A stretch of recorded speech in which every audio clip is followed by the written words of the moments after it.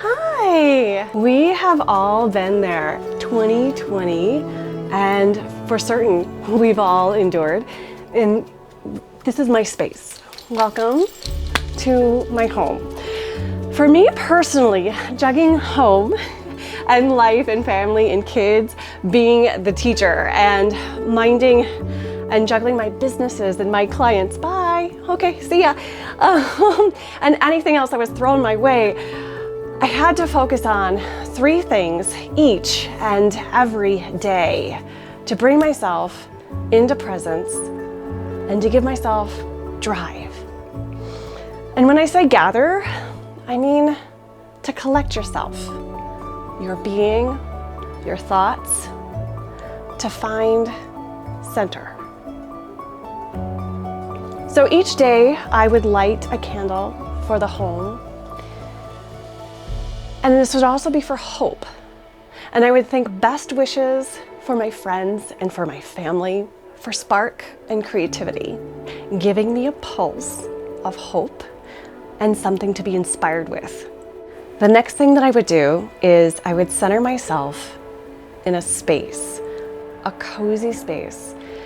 And for me, it's kind of right here. This is where my kids played, and this is where my kids hung out at, and we would cuddle with reading time and make forts in this area, our nook underneath our stairs, an imaginary place where we could all kind of go to escape from when we all just needed a break.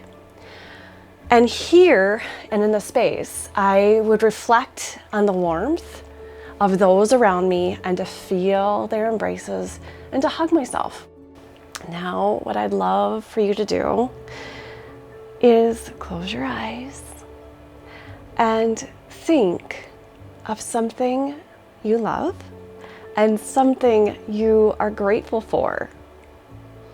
Now, send them a wish.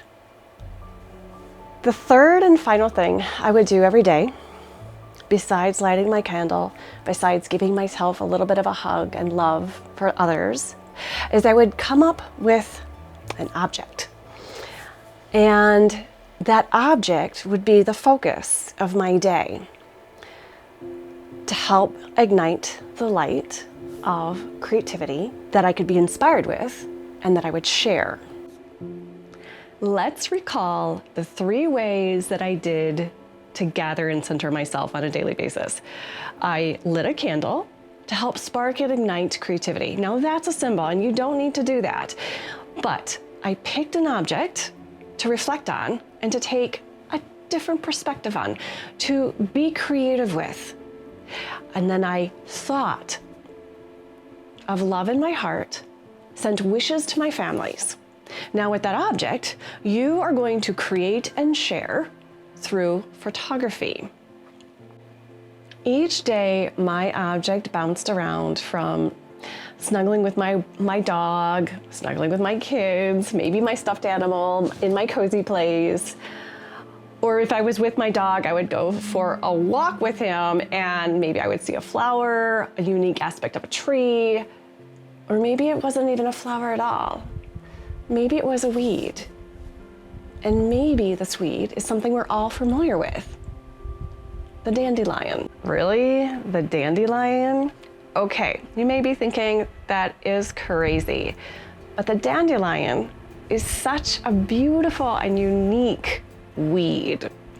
Filling our yards, these golden yellow blooms, AKA weeds, dart with the prettiest of yellow smiles. Sure, they bloom to fluff and they spread rapidly, and most people don't like them. However, when the yellow smiles fade, they leave something else behind. They leave their seeds, and those are wishes which need to be spread.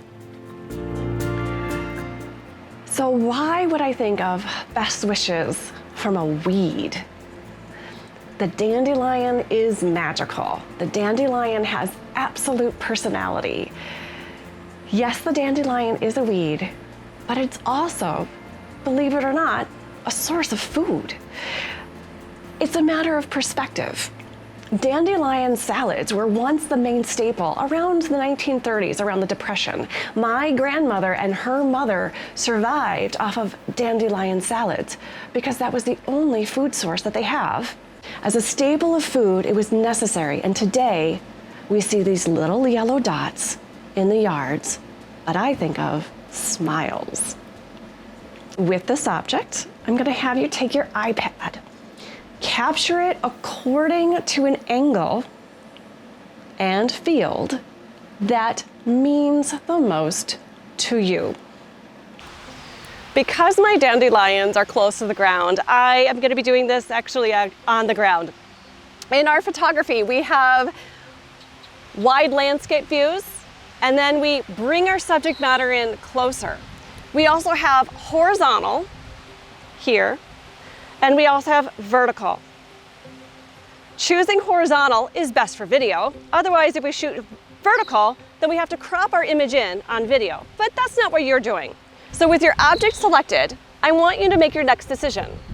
Are you going to shoot it so you see the wide scene from tree to tree with the object in the center, or just off to the side like you see here?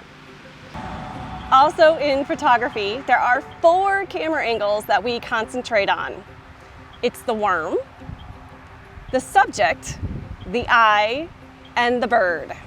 With worm view, you're going to get down as low as you can go to the ground.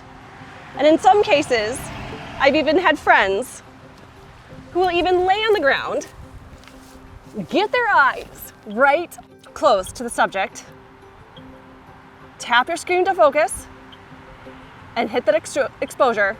Now take a click. Don't be afraid to look around and make it exactly the way that you want it, which was, I removed some of the extra grasses around here, okay? But there's my dandelion.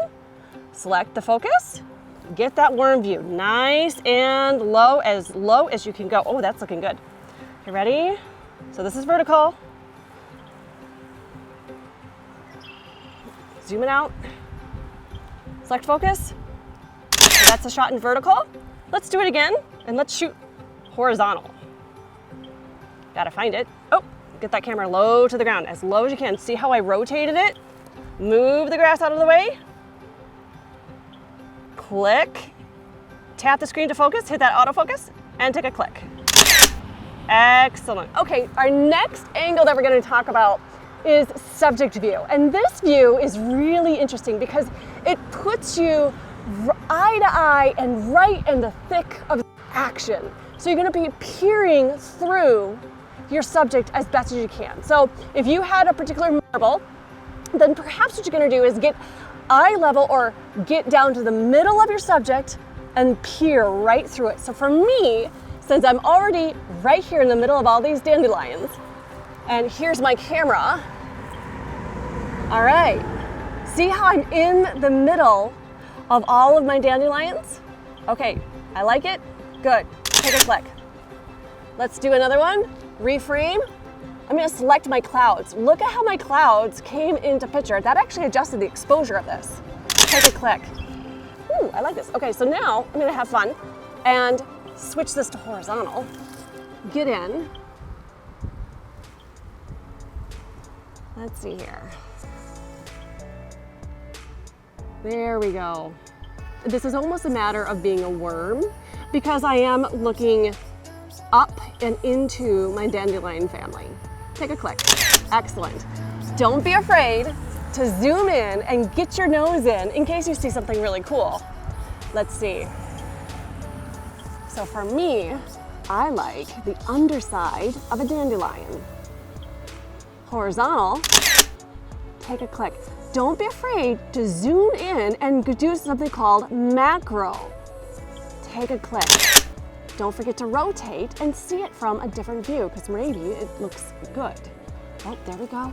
There we go. There's the underside of it. Oh, I like it. The next view that we're gonna do is eye view. So before we did worm, then we did subject. Now it's up to the eye. Bringing your iPad up to the eye to be with your subject in the middle of your frame. Take a click. Focus on the dandelions. Take a click. Don't forget to go vertical, because I always love the diversity of a vertical shot. And take a click.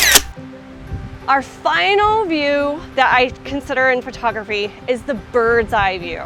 This is when we get to have even more fun, because now we're trying to see it not from the eye, but from the sky. So for this, you're gonna take your iPad and you're gonna elevate yourself so it's above the subject.